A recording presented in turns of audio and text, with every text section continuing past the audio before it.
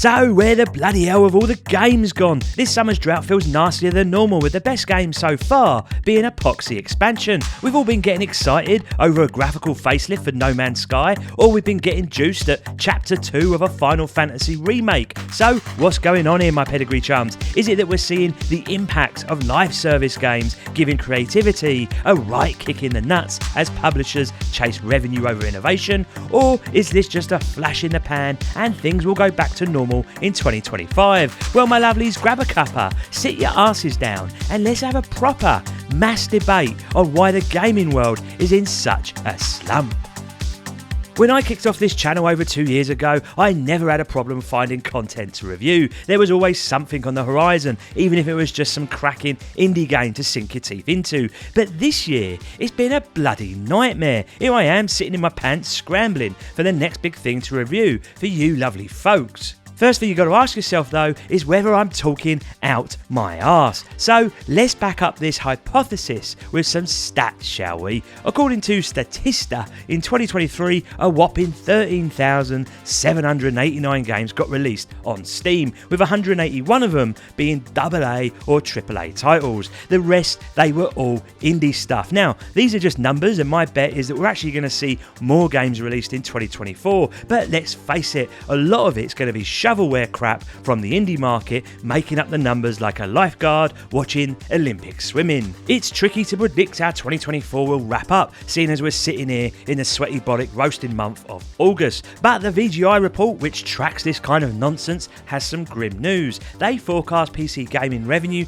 to actually shrink in 2024 before bouncing back in 2025. And why is that, you ask? Well, they put it down to a lack of strong game releases compared to 2023 as being the main culprit. Interestingly, there is a winner-takes-all approach to PC gaming, where only 5% of games released actually make over $100,000, and where unbelievably the top 10 games of 2023, from the 14,000 that got released, they generated 61% of all revenue on the Steam platform. Madness that is, people. But don't just take some nerd statistical analysis at face value, my Padawans. Instead, let's dive into some of the more subjective data, that being how we all feel about the state of game releases lately. In 2023, we had some proper big hitters land in our Steam libraries: Baldur's Gate 3, Hogwarts Legacy, Sons of the Forest, Lethal Company, Starfield, BattleBit Remastered from the old indie crowd, Resident Evil 4, hell, even shitty Skylines 2, which was a load of old crap, but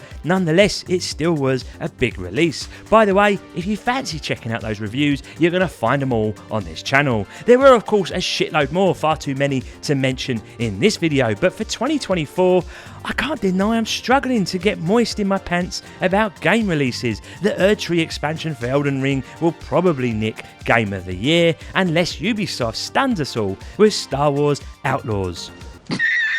Yeah, Erdtree probably is going to take it, but the fact it's an expansion says a lot about where we are. Sure, we had Final Fantasy as mentioned on PS5, we had Paper Mario on the Switch, I even had a blast with Dragon's Dogma 2, but when you look at PC gaming in particular, things drift off quicker than a rubber dinghy in a hurricane, and the outlook for the rest of the year is poor at best, unless Ubisoft can pull a rabbit out their arsehole with the Star Wars Outlaws release.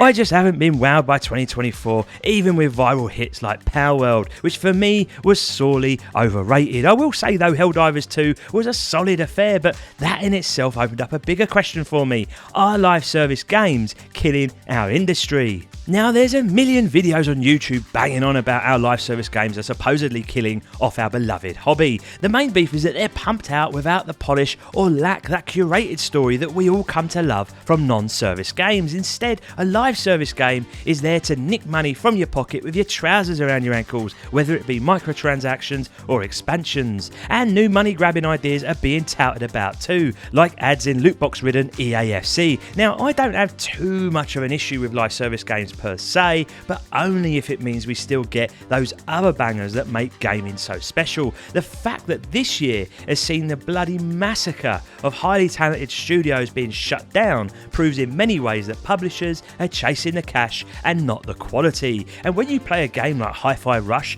and admire its brilliance, you feel cold inside knowing that Microsoft shut those poor sods down. But let's go back to that VGI nerd report for a second. They reckon the best performing games of 2023 actually focused on quality. They lacked microtransactions and much of the creativity come from small teams. So if the best performing games are everything a live service game ain't, then why do we keep pushing it? Well, it's the long play, people, and sadly the long tail of revenue will always exist in a game like Helldivers 2 versus a single player experience like The Last of Us. Our overall view here is that live service games aren't going anywhere anytime soon, but eventually the bubble will pop and enough developers will get burnt from the continued investment that it won't be worth the hassle. Hopefully we're going to see a return to a hybrid single player experience being released alongside those online aspects versus what is quickly becoming the norm of just online multiplayer only. We have Fortnite's success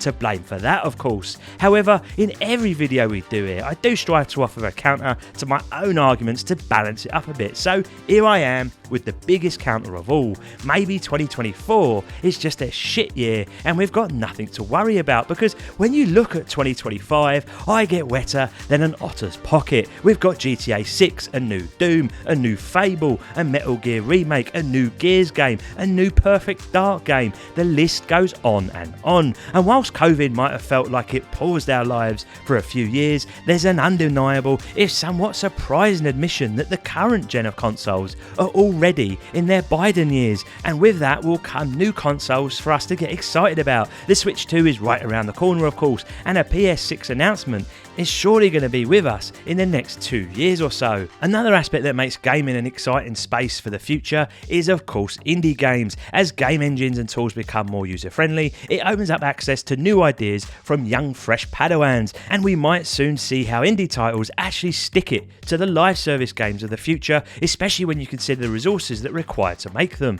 That in itself offers up its own risks, of course, but maybe that's a video topic for another day. What is undeniably true, though, is that it's a great time to be a gamer as long as you could look at 2024 as an isolated case of gaming chlamydia. So there it is, my cockney cherubs, a take on why gaming is in such a slump right now and why 2024 is one of the worst years that I can remember for game releases. For me, there's a lack of creativity in the industry, and that's not because we don't have talented people, but rather because studios are getting shut down in the hunt for the next big live service game to create the score. But for every Helldivers 2, there are multiple Skull and Bones, and you wonder what direction the industry's taking. Will we see a doubling down on live service game tripe because the revenue numbers don't lie, or are we going to see a slow return to some amazing single player experiences that make gaming such a special place to be? Sadly, I've got a feeling things are going to get worse before they get better, but thank God for indie games. At some point, I reckon the term indie is going to be harder to distinguish as the tools develop and grow to such an extent that AAA games will struggle to keep up.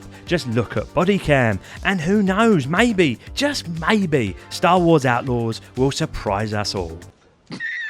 Okay, maybe not. Until next time, my lovelies, Reggie out.